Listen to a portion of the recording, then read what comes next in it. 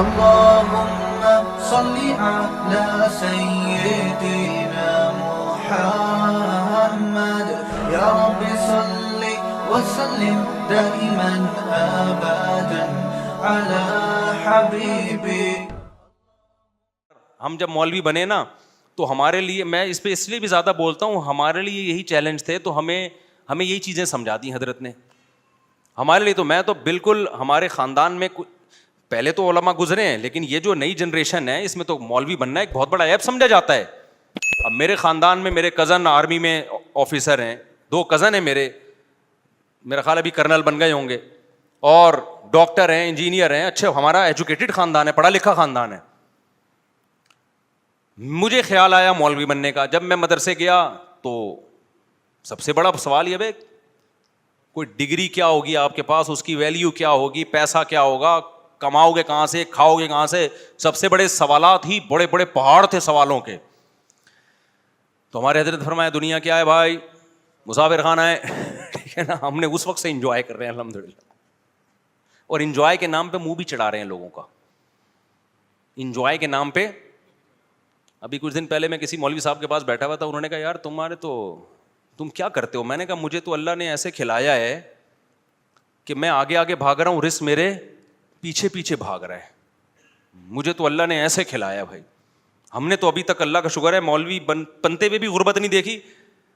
آپ کہہ سکتے ہو شاید جب میں مولوی بن رہا تھا مدرسے میں 8 سال، تو کروڑوں روپے مجھے گھر سے جیب خرچی ملتی تھی. میں جب بتاتا ہوں نا اپنے پرانے حالات کہ میرے پاس اس کے پیسے بھی نہیں تھے، اس کے پیسے بھی نہیں تھے، اس کا مقصد یہ نہیں ہوتا کہ میں اس وقت اپنے آپ کو غریب سمجھتا تھا. الحمدللہ میں اس وقت بھی اپنے آپ کو دولت مند سمجھتا تھا کہ میری ضرورت اتنی بھی نہیں ہے، پھر بھی مجھے اللہ یہ ضرورت پوری کر رہا ہے. نہیں یہ بات میرا خیال ہے. ہم جب مدرسے میں گئے، دوپہر کھانا 11 بجے لگتا تھا وہاں پہ. میں سوچتا تھا کہ یار میرے تو یہ بھی اوقات نہیں تھی کہ مجھے دوپہر کھانا ملے. کھانا کیا کر رہا ہے، مل رہا ہے مجھے، اور مزہ بھی آ رہا ہے کھانے میں. تو اللہ نے میری یہ ضرورت، حالانکہ اس کھانے کے ہم پیسے بھی جمع کراتے تھے، میرے والد صاحب پیسے دیتے تھے اس کھانے کے. یار اللہ مجھے کھانا کھلا رہا ہے، حالانکہ میں جاب نہیں کر رہا، میں تو پڑھ رہا ہوں، پھر بھی مجھے تو ایک وقت کا کھانا. یہ سوچ سوچ کے خوش ہوتا تھا کہ میں 20 سال کا ہو گیا، 18 سال کا ہو گیا. اس وقت تو مجھے چاہیے تھا کہ میں اپنا خود کماؤں، لیکن میری ذمہ داری میرے ابا پورا کر رہا ہے بھائی. وہ کھانے کے پیسے جمع کرا رہا ہے اور ہم فری پھوکٹ میں کیا کر رہے ہیں، کھا رہے ہیں. اس پہ خوش ہوتا رہتا تھا میں. نہیں آئی میرا خیال ہے بات. آج کسی نوجوان کو روزگار نہ ملے، ابا پراٹھے بھی کھلا رہا ہوگا نا، کھمبے سے جا کے چپکے گا ہائے روزگار. ابے تو روزگار نہیں ہے، تیری بیسک ضرورت تو بہرحال پوری ہو رہی ہے نا.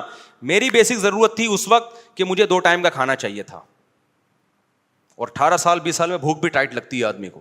مجھے 2 ٹائم کا کیا چاہیے تھا، کھانا. مجھے مدرسے میں وہ مل رہا تھا، میں اس پہ خوش ہوتا تھا. یار اللہ کا دیا بہت کچھ ہے یار. اور بھوک لگتی تھی، 11 بجے ہوتا تھا کھانا، کیونکہ پھر قیلولہ ہوتا تھا، اور ایک عشاء سے 20 منٹ پہلے، آدھا گھنٹہ پہلے. ایسی بھوک میں تگڑ تگڑ بھاگتے تھے ہم کچن کی طرف نا. کبھی دال پکی ہوتی تھی، ایک دن دال تھا، ایک دن سبزی تھی، ایک دن ہفتے میں ایک دن گوشت تھا، کدو تھے، اور اللہ بھلا کرے کڑی پکتی تھی ایک دن منگل کے دن. اب تک جامع رشید میں منگل کو کڑی پکتی ہے. بھوک لگتی تھی، بڑا مزہ آتا تھا کھانے میں. حالانکہ گھر میں ہم اس سے زیادہ اچھے کھانے کے عادی تھے، لیکن پورا ہفتہ ہم مدرسے میں ہی رہتے تھے. ہمیں تو اس پہ خوشی، یار ہم کچھ کر نہیں رہے پھر بھی فری پھوکڑ کا کیا مل رہا ہے، ابا کے خرچے پہ کیا مل رہا ہے، کھانا. اور ابا کی محبت بھی پھوٹتی تھی دل میں. ایک ایک نوالے پہ ابا کو یاد کرتے تھے، یار یہ ابا ہے جو ہمیں کھلا رہا ہے.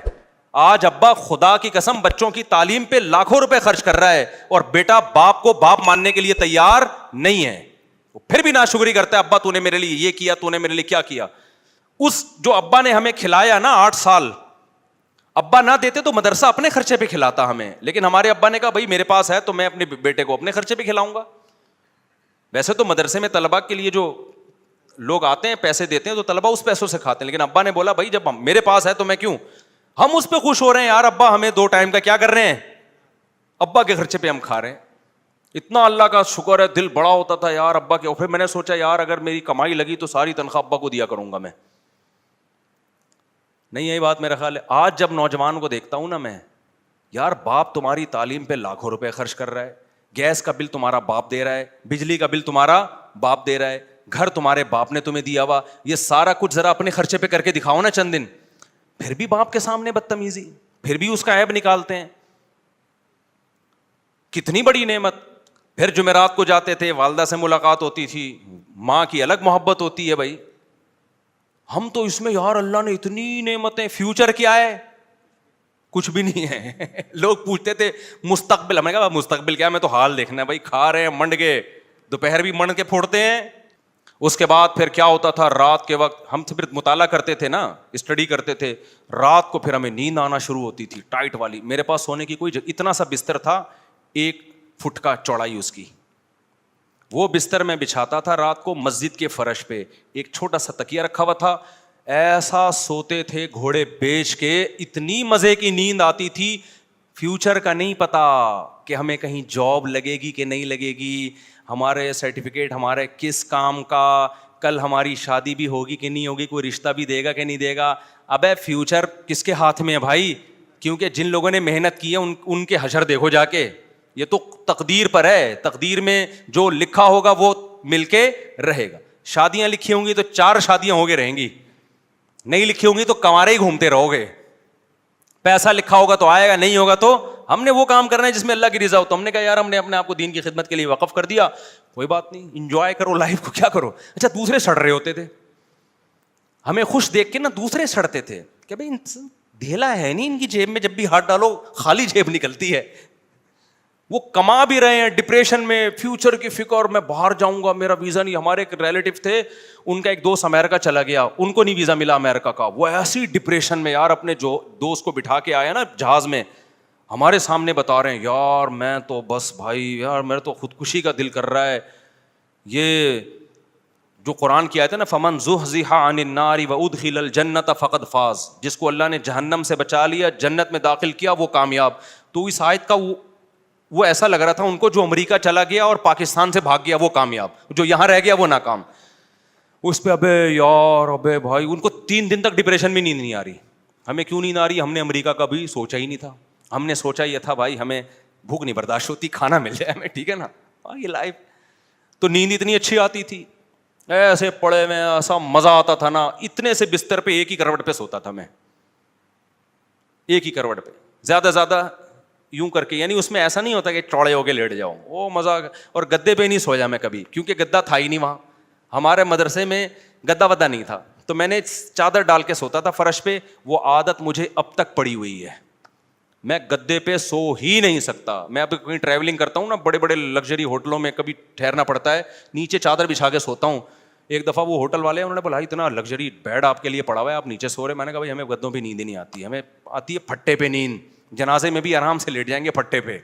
جو گدے والا آدمی جنازے کی چارپائی پہ بھی بولے گا بھائی تو کیا کر رہا ہے, کچھ گدا ڈال دے. کیا خیال ہے بھائی, نہیں آئی میرا خیال ہے بات سمجھ میں. پھر استاذوں سے ڈانٹے کھاتے تھے, اس کا اپنا مزہ تھا. ہم نے یہ سنا ہوا تھا بھائی استاذ کی ڈانٹ کیا ہے, جیسے کھیتی کے لیے پانی. تو انسلٹ محسوس نہیں کرتے تھے ہم, ڈپریشن میں نہیں جاتے تھے. آج کوئی بڑا کسی چھوٹے کو ڈانٹ دے, ڈپریشن میں جا کے میری انسلٹ کی ہے, میں یہ انسلٹ برداشت نہیں کر سکتا, تو ڈپریشن ہوگی نا. ہم نے سنا تھا بھائی بڑے اگر ڈانٹتے ہیں تو یہ آپ کی آخرت کی ترقی کے لیے بہتر ہے. ایسے ایسی ڈانٹیں کھائیں استاذوں نے, کہا تم یہ ہو تم یہ ہو. ہم نے کہا جی حضرت ہم تو ہیں ایسے, ٹھیک ہے نا. کوشش کرتے تھے کبھی زبان نہ چلے. تھوڑی سی بےزتی تھوڑی دیر کے لیے محسوس سی ہوتی تھی, اس کے بعد جب مراقبہ کرتے کہ یار یہ تو بڑے ہیں, ان کا حق بنتا ہے. اور ہم نے بڑوں سے یہ سنا تھا بھائی استاذ کی جتنی ڈانٹ کھاؤ گے نا اتنی زمین زرخیز ہوگی, اتنا اللہ دین کا کام لے گا. بدتمیزی نہیں کرنا استاذوں سے. تو کوشش کی کہ نہیں کریں, تو الحمدللہ آج اس کی برکت بھی دیکھ رہے ہیں اپنی آنکھوں سے. وہ استاذ محبت کرتے ہیں. اگر ہم زبان چلاتے جیسے کالجوں میں ہو رہا ہے, ٹیچر کچھ بول دے, آگے سے اسٹوڈنٹ کھڑے ہو کے کچھ بول دیتا ہے, تو بدتمیز بنتا ہے نا انسان. تو بڑوں سے بھائی بدتمیزی نہیں کرنی. تو ہم نے تو اتنی, اچھا مزے کی بات آپ کو بتاؤں, ابھی جو عیاشی ہے وہ تو میں نے بتائی نہیں مدرسے میں. ابھی تو میں نے آپ کو بتایا جو 2 ٹائم کے کھانے کی ضرورت پوری ہو رہی تھی. عیاشی جس کے زرداری نے خواب بھی نہیں دیکھے ہوں گے, وہ عیاشی ہم نے مدرسے میں کی ہے. اور یہ میں دل کی کیفیت بتا رہا ہوں, اوپر سے نہیں کہہ رہا. وہ عیاشی کیا تھی, کبھی کبھار لسی بھی جا کے پیتا تھا میں. جیب خرچی ملتی تھی ابا کی طرف سے بھی, بھائی بھی الگ سے دیتے تھے, تو میرے پاس اضافی جیب خرچیاں 2 بھائی میرے دیتے تھے اور 1 ابا, تو 3 جیب خرچیاں میرے پاس الگ سے آ گئی تھی. اس سے میں کیا کرتا تھا, کبھی لسی پی رہا ہوں, کبھی سٹے سے مراد چائے, ہم اس کو سٹا کہتے تھے پیار سے, چائے پی رہا ہوں, پھر ہمارا دل کرتا تھا یار یہ مدرسے کا کھانا اب سبزی کھا کھا کے ہم تھک گئے, جا کے ہوٹل کا قیمہ کھانا چاہیے. ایک بڑا زبردست ہوٹل تھا, وہ وہیں چند دوست مل کے اس سے قیمہ بنواتے تھے ہم, ایسا مزے کا قیمہ لگتا تھا یار وہ ہمیں. پھر کیا ہوتا تھا, پھر تھوڑے سے غیر قانونی کام بھی کرتا تھا میں مدرسے میں, سب بچے کرتے ہیں تھوڑے تھوڑے تو چلتا ہے نا. وہ یہ تھا کہ ہمیں اجازت نہیں تھی کہ 4 بجے مدرسے سے باہر جانے کی, کیونکہ عصر تک پڑھائی کا ٹائم تھا. اس میں ہم یہ کرتے تھے کہ چھپڑ میں نکل کے نا چرسیوں کے ہوٹل میں چائے پی کے آتے تھے. ہوٹل بہت گندا تھا, وہاں بھی پابندی تھی, یہ گندے غلیظ ہوٹل میں نہیں جانا آپ لوگوں نے. اب اچھا ہوٹل دور بھی ہے اور وہ عصر کے بعد جائیں گے, عصر تک کا انتظار کون کرے گا. چھپڑ میں چپکے سے نکلے پتلی گلی سے استاذوں سے نظر بچا کے, اور خوف کے ساتھ وہاں بیٹھ کے چرسیوں کے ساتھ کپ دھلوا کے چائے پی رہے ہیں.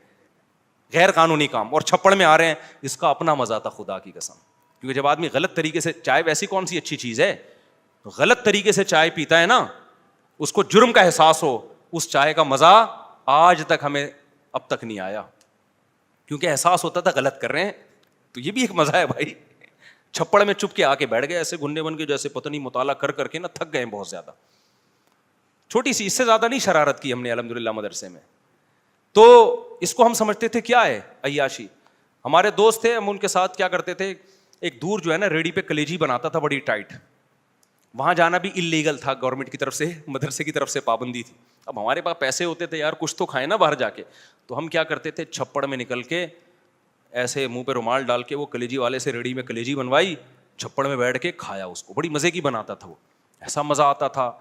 آپ کہہ سکتے ہو مفتی صاحب غریب خاندان کے ہو گئے آپ بہت زیادہ, اس لیے آپ کو کلیجی کھانے میں مزہ آ رہا ہے. میں نے اپنے خاندان کا انٹروڈکشن آپ کو پہلے کروا دیا. اس کا خاندان سے تعلق نہیں تھا, ہمارے گھر میں سب کچھ تھا کھانے پینے کو. 200 گز کا بڑا گھر تھا ہمارے ابا کا, اور خاندان کا بھی میں نے انٹروڈکشن کروا دیا. اصل میں جو مفتی رشید احمد صاحب ہمارے شیخ تھے نا, انہوں نے بتایا تھے دنیا کیا ہے, مسافر خانہ. لہٰذا ہمیں اس میں ریڑھی کی کلیجی بھی بڑی مزے کی لگ رہی تھی, اور دکان کی لسی کا ہمیں مزہ آ رہا تھا, اور چرسیوں کی چائے کا ہمیں.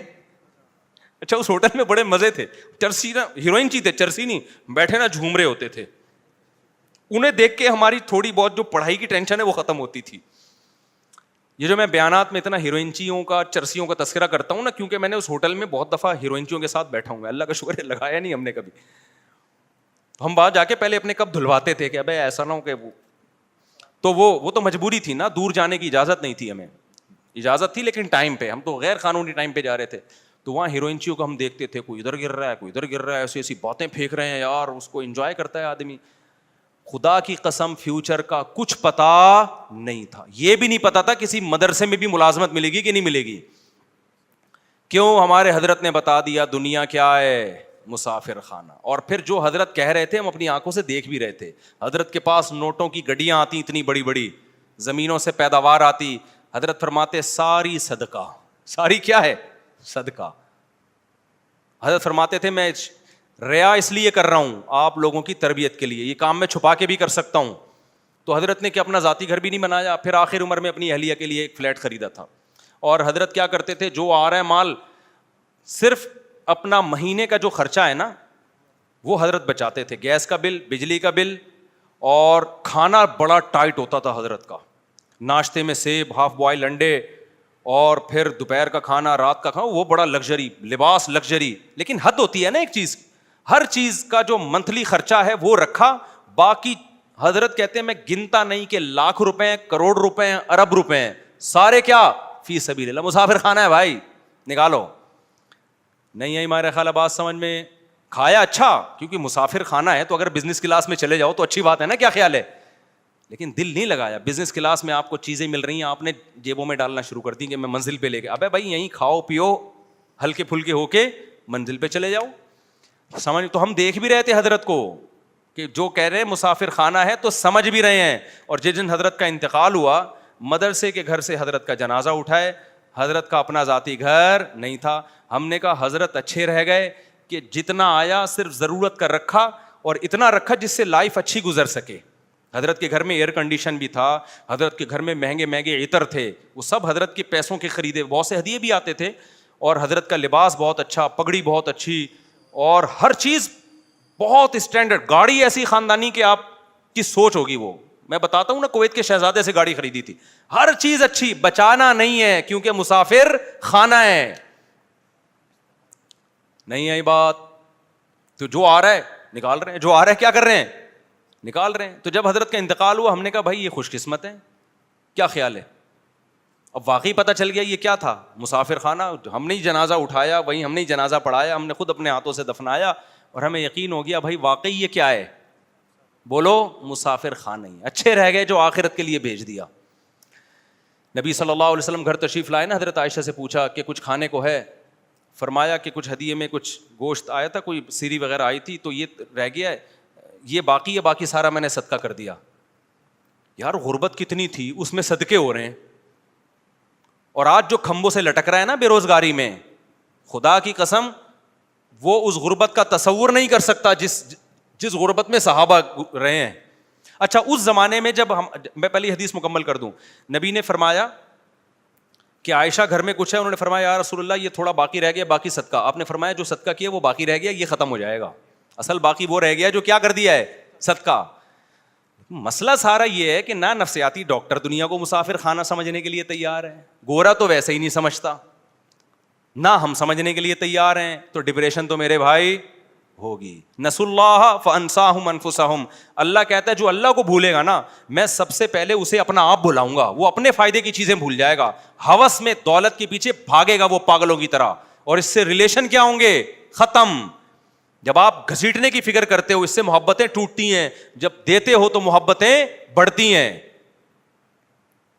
حاتم طائی کا نام لوگ محبت سے لیتے ہیں نا, دیتا تھا, لیتا تھوڑی تھا لوگوں سے. ہمارے نبی کے ہاتھ پہ کتنے عرب کے بڑے بڑے سردار اس بیس پہ مسلمان ہوئے کہ ہم نے ان کو ایسا سخی دیکھا اتنی غربت میں, یہ واقعی اللہ کے نبی ہیں, یہ دنیا کو واقعی مسافر خانہ سمجھتے ہیں. تو وہ کیا بات کر رہا تھا, ایک دم ذہن سے نکل گئی. ہاں تو میں عرض کر رہا تھا کہ پتہ نہیں ایک بات دماغ میں آئی تھی, واقعہ آیا تھا, وہ دماغ سے ہی نکل گیا. تو یہ جو بے روزگاری میں خودکشیاں ہو رہی ہیں, بے روزگاری نہیں ہے, یہ عیاشی کے شوقین ہیں. ہاں میں یہ بتا رہا تھا کہ جب ہم ایسی ہمارے حالات تھے نا کہ مدرسے میں ایک دن ٹائم پہ دال کھا رہے ہیں, رات کو کڑی کھا رہے ہیں, ٹھیک ہے, وہ بڑی مزے کی کڑی ابھی بھی ہوتی ہے, بڑی ٹائٹ کڑی ہوتی ہے. تو اس وقت مالدار لوگ مجھ سے آ کے پوچھتے تھے کہ حضرت پیسوں کی بڑی ٹینشن ہے, ڈپریشن میں جا رہا ہوں, بے روزگاری ہے. میں ان سے پوچھتا تھا کہ آپ کتنا کما لیتے ہو مہینے کا, کہتے ہیں اتنا کماتا ہوں. میں نے کہا جس سے ٹینشن کا علاج لینے کے لیے آئے ہو نا وہ اس کا خواب میں بھی تصور نہیں کر سکتا. ایک دفعہ کیا ہوا, جو سبزی والا نہیں میرے پیسے لے کے بھاگ گیا تھا, میرے والد صاحب کی ساری وراثت میں نے 3-4 لوگوں کو پیسے دیے, کوئی داڑھی والا, کوئی نمازی, کوئی محراب. جب میرے والد صاحب سے مجھے وراثت ملی اچھی خاصی, ہم بیٹھے بیٹھے مالدار بن گئے. ہمارے ابا نے بنائی بھی ہمارے لیے تھی اسپیشل کہ میرے بچوں کا میرے بعد کیا ہوگا. نیک باپ یہ سوچتا ہے نا, خدا کی قسم ماں باپ سے بڑا نا کسی کا کسی پر احسان نہیں ہے. یہ اتنا مقدس رشتہ ہے کہ باپ اور ماں جو ہے نا وہ اپنے آپ کو گھلا کے اولاد کے لیے فکر کرتے ہیں, اور آج یہ اولاد ماں باپ کی قدر نہیں کرتی.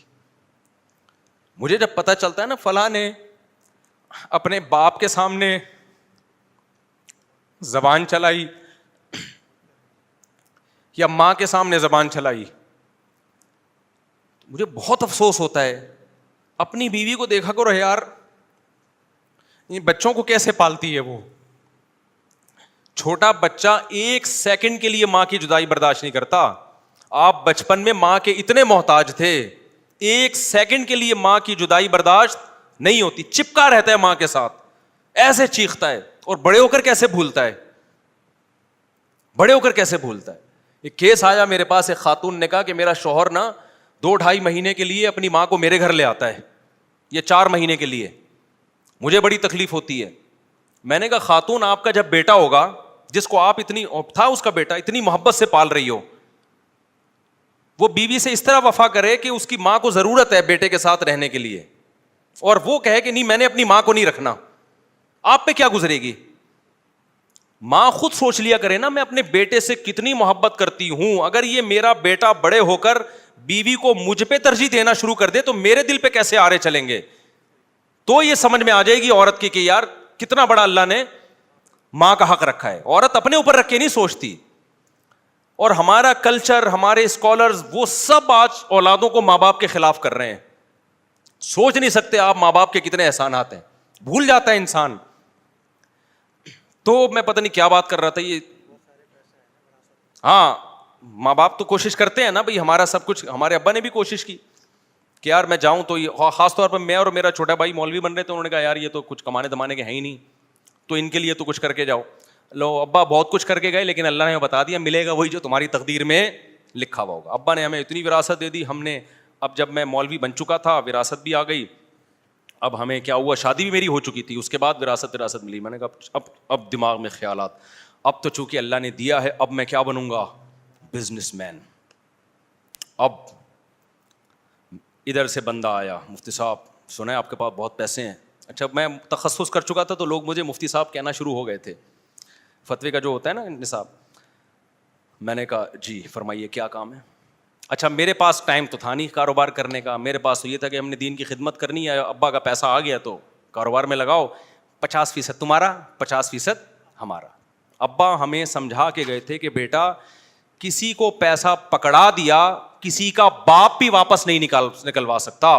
اور پھر یہ بھی کہتے تھے یہ بات تمہاری سمجھ میں اس وقت تک نہیں آئے گی جب تک بھگتو گے نہیں, کیونکہ چکنی چپڑی باتوں میں آ جاؤ گے. اور وہی ہوا, ابا سمجھا کے گئے, بہتوں کے ہم نے نہیں دیے, لیکن بہتوں نے داڑھی پکڑی, ابے بھائی مفتی صاحب یہ بزنس ہے, یہ پرانی گاڑی خریدی, ریپیئر کر کے بیچی, 10 تیرے 10 میرے, میٹنگیں شروع.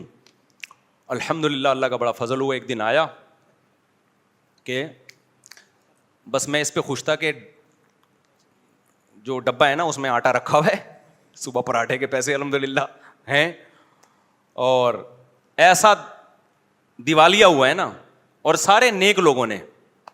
تو آخر میں جو مجھے چونا لگا کے بھاگا ہے نا, جس نے سب سے بڑا نقصان کیا, وہ کہتا تھا, میں اسے کہتا یار میرا بڑا نقصان ہوا ہے, لوگوں کو پیسے دے کے, بڑی داڑیوں والے بھی دیکھے, اور بعض ایسے بھی دیکھے جن کے تبلیغ میں وقت لگے ہوئے ہیں, بعض ایسے بھی دیکھے جو یوں کرتے ہیں, بعض ایسے بھی دیکھے جن کا بڑا چلتا ہوا بزنس. بھائی میں تو کہتا ہے اصل میں خاندانی آدمی سے کبھی آپ کا مفتی صاحب واسطہ نہیں پڑا. یہ وہ تھا جو سب سے بڑا چونا لگا کے بھاگا تھا.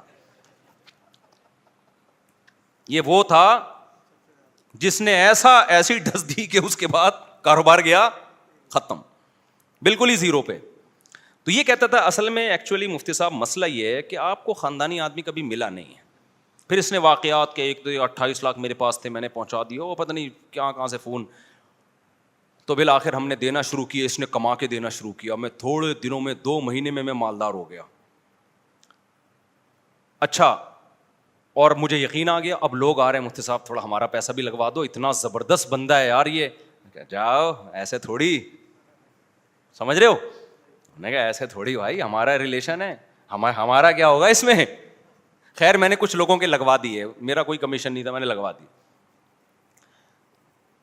پھر جو ہوا وہ آپ سب کے میں بیان میں سنا چکا ہوں. اچھا پیسہ اتنا لا کے دے رہا تھا کہ میری سمجھ میں نہیں آ رہا کہ میں گاڑی کرولا کا نیا ماڈل لوں یا شیراٹ کا پرانا ماڈل لوں. میں اس چکر میں گاڑی اور الحمدللہ نہیں لی, ورنہ بیڑا ہی غرق ہو جاتا. سمجھ رہے ہو کہ نہیں سمجھ رہے. اب ہوا یہ ہے کہ وہ صاحب جتنا دیا تھا نا اتنا واپس لے کے غائب. وہ دن آج کا دن, اس اسٹیمپ پیپر پہ اس کے انگوٹھے لگے ہوئے تھے بہت سارے, کیونکہ جب ہم پیسے دیتے تھے میں کہتا بھائی شریعت میں حکم میں لکھو بھی, اس نے کہا لکھ لو. میں نے کہا شناختی کارڈ, اس نے کہا یہ شناختی کارڈ. میں نے کہا انگوٹھا بھی لگاؤ, انگوٹھا بھی لگا دیا. تو 3-4 سال تک میں وہ انگوٹھے لے کے گھومتا رہا ہوں. کچھ بھی نہیں ملتا بھائی ان انگوٹھوں سے, شناختی کارڈ سے, اسٹیمپ پیپر سے. سمجھ رہے ہو, بندہ مل بھی جائے تو کچھ نہیں کر سکتے آپ یہی کرو گے, پولیس کو بتاؤ گے, پولیس کیس چلے گا, کہ کچھ بھی نہیں ہوتا. پاکستان میں تو سوال ہی پیدا نہیں ہوتا. یا بدماشوں سے چترول لگواؤ گے آپ, پھر بھی نہیں نکلے گا. آدھا بدماش لے جائیں گے کہ ہم نے جو نکلوایا ہے تو ہمارا بھی تو کمیشن بنتا ہے.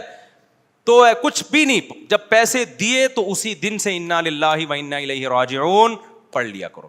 اچھا, میں جو اصل واقعہ بتا رہا تھا کہ میں بالکل زیرو پہ آ گیا اور میرے 2 گھر بھی تھے. تو مجھے چند سیکنڈ کی ٹینشن ہوئی ہے, چند سیکنڈ کی. جب میں گیا نا, میں نے دیکھا بندہ تو تالا لگا کے بھاگ گیا, ایک دم ایک تھوڑا سا دھچکا لگا. اس کے بعد اللہ کا شکر ہے وہ دن آج کا دن مجھے دوبارہ ٹینشن نہیں ہوئی. کیوں؟ ہم نے کہا یہ تو غریبی میں ملے تھے بھائی وراثت کے, ٹھیک ہے نا. گھر گیا, مجھے وہ دن یاد ہے 10 بجے, گھر والوں کو بھی میں نے بتایا نہیں تھا کہ سارا پیسہ غائب ہو گیا. گھر کچھ بھی نہیں بتایا میں نے, وہ بیان سے ہی گھر والوں کو شاید پتہ چلا ہوگا. جب میں گھر آیا تو بچے میرے سو رہے تھے, پنکھا چل رہا تھا, کچن میں گیا, آٹا ہے, دال ہے, راشن ہے, گھر کا ناشتے کے پیسے بھی ہیں, دوپہر کھانے کے بھی ہیں, رات کھانے کے بھی ہیں. میں نے کہا یار اللہ نے اتنا دیا ہے کہ ابھی بھی فل عیاشی والی زندگی گزر رہی ہے الحمدللہ, مجھے ٹینشن نہیں ہوئی. تو میرے دوست مجھے کہتے تھے یار آپ کو تو برین ہیمریج سے مر جانا چاہیے تھا. میں کہتے کس بات پہ مرتا ہے یار, یہ اللہ نے میری ضرورت سے ابھی بھی مجھے. میں نے کہا تیری کتنی ہے؟ اس نے کہا 1. میں نے کہا میری کتنی ہے؟ 2. میں نے کہا ٹینشن سے تجھے مرنا چاہیے. باتیں کر رہے ہیں ہمارے سامنے آ کے, 1 لے کے گھوم رہا ہے اور ہمارے سامنے شو مار رہا ہے. سمجھ رہے ہو بات کو؟ میں گلگت گیا نا, میری تیسری شادی کے لیے رشتہ تھا, انہوں نے انکار کر دیا لڑکی والوں نے. تو وہ ان کو مجھ پہ ترس آنے لگا. میں نے کہا ترس کھانے کی ضرورت نہیں, ابھی بھی 2 ہیں تمہاری, ابھی ترس ہم تم پہ کھائیں گے. تو مجھے ذرا بھی الحمدللہ ٹینشن نہیں, اس دن سے آج تک کوئی ٹینشن نہیں, کیونکہ مجھے کھانے کو مل رہا ہے بھائی. فیوچر ہم نے پلاننگ کی نہیں ہے ٹوٹ پٹانگ قسم کی کہ ہمیں یہ چاہیے ہمیں وہ چاہیے. بھائی ہمیں بچوں کے لیے نان نفقہ چاہیے, گھر والوں کو کھلانے کے پیسے چاہیے. عیاشی کسی بیگم کو چاہیے تو بھائی ہمارے پاس جو ہے ہم اسی حساب سے آپ کو کھلائیں گے, نہیں ہے تو پھر آپ ٹھیک ہے بھائی پھر جاؤ. جیسے نبی نے فرمایا تھا نا اپنی ازواج سے کہ ہمارے ساتھ رہنا ہے تو اسی اسٹائل میں رہنا ہے, نہیں ہے تو ہم چوری تھوڑی کریں گے, اب جا کے ڈپریشن میں تھوڑی جائیں گے. تو اللہ کا شکر ہے ہمارے گھر والے بھی رہتے رہے. ان دنوں میں ایک بندہ آیا اور اس نے مجھے کہا کہ مفتی صاحب, یہ 2006 یا 2007 کی بات ہے, مفتی صاحب میرے 80 لاکھ روپے کا لاکر سے کوئی بندہ لے گیا ہے, 80 لاکھ روپے, اور میں 1 ہفتے سے ٹینشن میں سویا نہیں ہوں. میں نے کہا بچے کتنے ہیں آپ کے پاس؟ کہہ رہے ہیں وہ تو بینکوں میں پڑے ہوئے ہیں, پتہ نہیں کہ 80 کروڑ ہوں گے کتنے ہوں گے. میں نے کہا اللہ کے بندے, میرا جو بندہ پیسے لے کر گیا ہے نا, میں 0 روپے بچے ہیں میرے پاس. کتنے بچے ہیں؟ 0, 1 روپیہ نہیں ہے, اور مجھے ٹینشن نہیں ہو رہی, اور تیرے پاس ابھی بھی لاکھوں روپے پڑے ہوئے ہیں اور تو مجھ سے آ رہا ہے. ہونا تو چاہیے میں تیرے پاس آؤں, صحیح ہے نا, کہ بھائی میرے پاس ایک بھی نہیں. تو میں نے کہا یہ پیسوں کا مسئلہ نہیں ہے, یہ اوپر کی سیٹنگ کیا ہے, آؤٹ ہوئی بھی ہے. تو میرے بھائی اگر اسلام پہ آ جاؤ, میں تو کوئی شو مارنے کے لیے باتیں نہیں کر رہا, اللہ کی نظر انسان سے ہٹ جائے 2 ٹکے کی ویلیو نہیں رہتی اس کی. بعض چیزیں بتانی پڑتی ہیں کہ ہم نے جو بڑوں سے سیکھا ہے پارسل کرنا پڑتا ہے تاکہ آپ لوگوں کو فائدہ ہو. اور یہ جو خودکشی کے واقعات ہو رہے ہیں نا بے روزگاری میں, اس میں حکومت کو تو ویسے ہی برا بلا, غریبی میں وہ تو ان خودکشی کے حالات دیکھ کے نہیں کہا کرو کہ اصل میں گورنمنٹ ایسا کر رہی ہے جس سے لوگ خودکشی ہو رہی ہے. گورنمنٹ جتنی بھی کرپٹ ہو, ٹھیک ہے بولو گورنمنٹ کو برا بلا تاکہ ان کو تھوڑی سی, ان کو بھی تھوڑا تنبیہ ہو, لیکن خودکشی کے حالات میں خودکشی کرنے والے پہ کبھی ترس نہ کھایا کرو. یہ بولا کرو یہ دنیا کا غلام تھا, دنیا مردار. نبی نے فرمایا اللہ کی نظر میں اس دنیا کی حیثیت مچھر کے پر کے برابر نہیں ہے.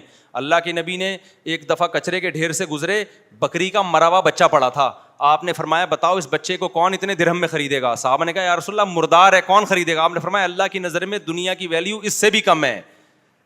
تو جس سے وہ مردہ بکرا چھن جائے اور وہ خودکشی کر رہا ہو, تو خودکشی کرنے والا قابل ترس نہیں ہے, خودکشی کرنے والا قابل ملامت ہے. کہ ابے دنیا مردار پہ تو نے جان دے دی, ملک پہ جان دیتا, ماں باپ کی عزت پہ جان دیتا, دین کی خاطر جان دیتا, مظلوم کی مدد کے لیے جان دیتا, اچھا لگتا. ٹکوں پہ مر رہا ہے, صحیح نا, روٹی نہیں ملی ایک وقت بھی, اس پہ مر رہا ہے. نہیں آ رہی بات میرا خیال ہے سمجھ میں؟ تو یہ خودکشی کرنے والوں پہ ترس نہیں کھایا کرو. مجھے بہت افسوس ہوتا ہے جب نیچے کہا ہائے بیچارے غربت مہنگا. ابے تو بیچاروں پہ کر رہے, اس کو توندے بھری ہوئی ہیں ان کی کمبختوں کی. یہ ہوس ہے, ہوس, زیادہ چاہیے اور زیادہ چاہیے اور زیادہ چاہیے اور زیادہ چاہیے. اور یہ ہوس کا مریض ان کو میڈیا نے بنایا ہے, گورے نے بنایا ہے, غیر مسلموں نے بنایا ہے, اور لبرل لوگوں نے بنایا ہے جو ہر وقت پیسے کے پیچھے بھاگتے ہیں. مذہب آپ کے دل کو سے پیسے کی محبت نکالتا ہے. پیسہ کمانے سے منع نہیں کرتا, پیسہ جیب میں ہونا چاہیے, دل کے اندر نہیں ہونا چاہیے. اور دل سے پیسہ جب تک نہیں نکلے گا جب تک دبا کے اللہ کی راہ میں خرچ نہیں کرو گے. نکالو, ایسے نکالو کہ دل سے نہ لگے کہ دل میں تکلیف ہو رہی ہے. وہ صدقہ ہوتا ہے, تھوڑا سا اندر کیا ہو, زخم ہو کے یار یہ میں کیا کر رہا ہوں. لیکن بیسک ضرورتیں پہلے پوری کرو. اتنا صدقہ نہ کرو کہ آپ بیسک ضرورتوں سے ہی چلے جاؤ نا, وہ تو پھر غلط ہو جائے گا. بیسک جیسے ہمارے حضرت اپنا مہینے کا لگژری خرچہ نکال کے رکھتے تھے, اس میں سیب بھی تھے, ہاف بوائل انڈے بھی تھے, اور سیب یہاں سے ختم ہو گئے تو ٹورنٹو سے آ رہے ہیں, باہر سے امپورٹ ہو رہے ہیں سیب. اور لباس, خوراک, گیس, بجلی, جو بھی بنیادی خرچے ہیں وہ پہلے, اس کے بعد پھر کچھ. میں پھر بھی آپ سے کہتا ہوں جمع بھی کرو, آپ بچوں کے لیے بھی بناؤ, لیکن صدقہ خیرات بھی تو کرو نا. جب آپ صدقہ خیرات کرو گے, اپنی مرضی سے مال کو نکالو گے, تو پھر کسی دن نکل گیا تو غم نہیں ہوگا, وہ کام ہوگا جو آپ پہلے سے کر رہے ہو. ابے کیا ہو گیا, آپ ہزاروں لاکھوں روپے صدقہ کرنے کے عادی ہو, تو کسی دن ڈاکو نے ہزاروں لاکھوں چھین لیے, تو آپ کہو گے یہ تو ہم خود سے کرتے رہے ہیں بھائی, یہ کام ڈاکو نے کر دیا تو کیا بڑا کام ہو گیا, ٹینشن نہیں لگا. تو دنیا مردار کی محبت میرے بھائی نکالنی پڑے گی آپ کو کائنڈلی, اس کے بغیر بات بنے گی نہیں. اور وہ جو میرا ٹاپک تھا وہ وہیں رہ گیا کہ نارمل کون ہے, ایب نارمل کون ہے, ٹھیک ہے نا. تو اسلام ہی آپ کو نارمل بناتا ہے, باقی ساری تحریکیں آپ کو ایب نارمل بنا رہی ہیں. یہ ٹاپک ادھورا رہ گیا, اگلے ہفتے یہیں سے لے کے چلوں گا, آپ کی ذمہ داری ہے, اس کو ہم نے پورا کرنا ہے. اگلے ہفتے اتوار سے پہلے مجھے یاد دلا دینا, میں ٹاپک بھول جاتا ہوں, پھر وہ یہ پورا جو ہے نا اپنے کھوپڑی میں ذہن میں رکھنا ہے. اللہ تعالیٰ سمجھنے کی, عمل کی توفیق عطا فرمائے.